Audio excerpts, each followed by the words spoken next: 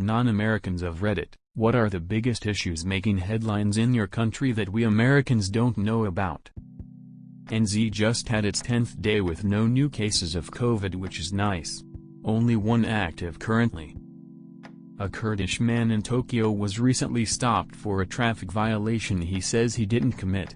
After refusing for them to search his car, the police dragged him from the vehicle and started to choke him until one officer noticed bystanders filming the incident. 30 officers then arrived at the scene and searched his car without consent. Yesterday there was a protest of 200+ people, led by the victim through Shibuya, Tokyo, demanding more rights for foreigners and claiming the police are racist. In Congo, a new outbreak of Ebola just emerged. Here in South Africa, alcohol can now be sold again for the first time since mid-March. People are still pissed that cigarettes are still banned under this level of lockdown. Croatia, there was an earthquake. The cathedral in Zagreb had both of the towers damaged, a lot of other buildings too. Some people can't afford to fix their houses, etc. Croatia was already doing bad even without these additional costs. The country runs mainly on tourism, and with the current situation that is not looking very good. It was also supposed to be a center of many big happenings, Rijeka being the European Capital of Culture 2020, more tourists, festivals of sorts, etc., for example. The week before July 1st, Russia is going to vote on amendments to the constitution, including such suggestions as Vladimir Putin getting 2 more terms, leaving him in office until 2036. Former presidents getting immunity for life. The president getting more power, including appointing the PM. Marriage is only between a man and a woman. Calls for separatism, saying Crimea is not Russian, being non-constitutional. Russians are the state-forming people. I don't know WTF that is supposed to mean, but seems racist, so yay? Faith in God is now going to be in the Constitution. We are also going to have some patriotic military parades to honor World War II which nobody can attend. This is why the country is going bankrupt, people are dying, no doctors are getting paid or being given adequate protection gear, people are being laid off left and right, nobody can even access unemployment benefits, and nobody's getting any sort of stimulus check or any kind of support. A shaman who tried to perform an exorcism on the Kremlin got arrested a couple of times, then randomly forcibly institutionalized against his will because he's dangerous. Oh, and the police killed a man once again and there were no protests. There were some protests over the wrongful imprisonment of a journalist, but they all got jailed looks like. An American private company sending people to space also caused severe anal pain in most of the country, that shot straight to the heart. Apparently there were private companies trying to send people to space, too, and the people who had founded it got arrested. Also lots of mentions of some guy named Russian Elon Musk who got raped to death in jail. Guy who tried to work for Roscosmos reminisces about stuff like $100 per month wages for engineers when the McDonald's across the street was paying $250 to mop floors was paying. A former law enforcement officer got the well-known virus in the country, because he lied when he got asked if he traveled in other countries. Because he didn't want his wife to find out he was cheating on her. Over 14,000 infections so far. Half of Belgium is debating the fate of a cat. It was a stray illegally imported from Peru, where rabies still exist. Peru doesn't want it back and there is no test. So the safe options are either quarantine the cat in a high biosecurity environment, or kill the cat. It was a big scandal initially since people were actively hiding the cat. People dying because of police, general police brutality and harassment are also a topic here. Most recently, a guy named Adil fleeing from an identity check on an electric scooter was pursued by not one, but 2 police cars. The second one ended up driving towards him at high speed and Adil died in the crash. The crash itself could be ruled an accident, but it's clear that the situation shouldn't even have happened, and as usual it reveals a bigger problem. Men of Moroccan origin are disproportionately the victims of police harassment and brutality. Oh, and it's become apparent that agents on either side of the language border handle asylum applications very differently, revealing influence of the regional political climate. That's a big issue since it's supposed to be a federal thing. But nobody's talking about this anymore. In the Philippines, the shutdown of a media outlet and passing a bill that basically gives the people less freedom of speech. Gazprom and Rosneft, locomotives of the Russian economy, are insolvent and will need to be bailed out. Meaning Russia will soon run out of money. Expect hyperinflation in 2021. Actually, it's not clear what Russia plans to do in the future. The foundation of its economy was exports of raw resources. Russia imports everything else. Seems like becoming a snowy Zimbabwe is the only remaining option now. In the Netherlands, we just had a big-ass protest in Amsterdam in solidarity of the US Black Lives Matter protests. People did not keep the required distance of 1,5 meters. COVID numbers have gone down drastically, but we're still not in the clear. Many people fear for a second wave, now, and the mayor of Amsterdam has earned a lot of heated criticism for not acting firmly.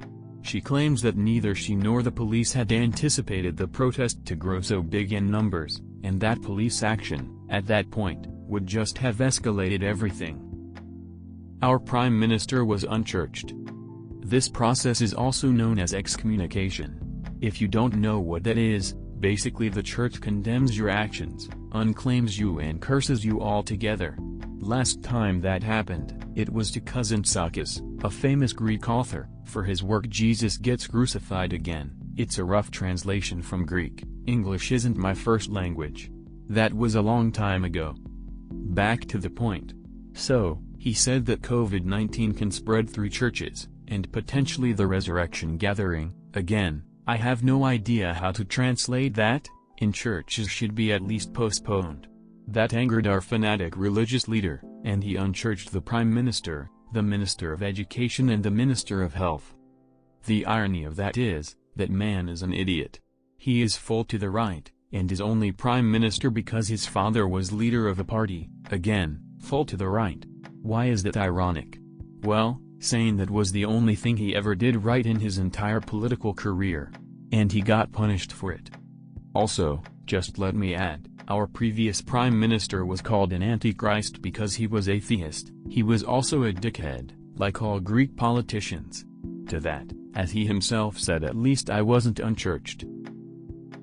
Israeli police kill unarmed autistic Palestinian man as he panicked and ran to hide behind bins. Edit, after they were told he's autistic and afraid.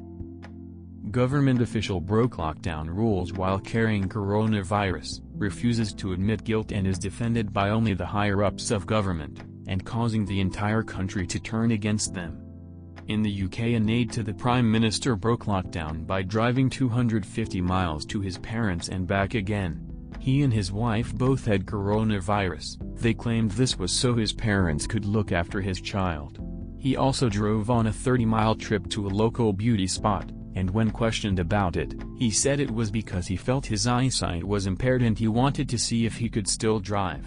It was on his wife's birthday BTW. His excuse for breaking lockdown was he needed to check his eyesight. By driving, he doubled down on his narrative, never apologized and was never fined. The Prime Minister and many high-ranking conservatives have defended him, saying he did the right thing. It has united the left-wing, centers and right-wing parties. The leaders of all other political parties co-signed a letter to demand the aide's resignation, and many people have now lost faith in the government after obviously defending one of their own at the expense of their own credibility and with much damage to their political party. So because he drove to his parents for childcare reasons and following instinct, his defenders say he did the right thing and shouldn't be fined. When confronted by critics saying in that case, "Are you refunding fines from people traveling for the exact same reason?" the answer was, of course, no. Best part is, his name is Dominic Cummings, and people have referred to it as #Cumgate. A young girl, 21, went to read in a church and was raped and killed with a fire extinguisher, blunt force to the head. They haven't found the criminal. A young girl about 8 was gang raped by 10+ men. A 12-year-old was shot and killed by a policeman. A lot of response to the first one was disgusting, blaming the girl for being alone and shit like that. The Canadian federal gov deployed the military to various Ontario long-term care homes to help the province's efforts to combat corona. Deployed military personnel have to send in daily reports as part of their deployment. So they did. Reports, sent to the province and military higher-ups, detailed appalling conditions and treatment as well as neglect and abuse in 5 different homes.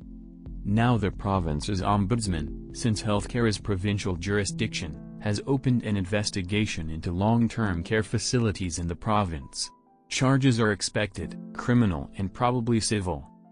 Doesn't help of course that the Ford gov made extensive cuts to healthcare funding, including long-term cafe homes, as late as the end of 2019. So I expect a lot of finger-pointing to occur. Edit. Clarity Edit 2, should add that long-term care is not covered by our publicly funded healthcare although funding is received from the provincial government, not sure about federal. The facilities themselves are for profits. Edit 3, there is a few publicly funded and non-profits as well, just double-checked. A serial rapist from Indonesia by the name of Reinhard Sinaga has been convicted of 159 sex offenses, including 136 rapes of young men committed in Manchester between 2015 to 2017.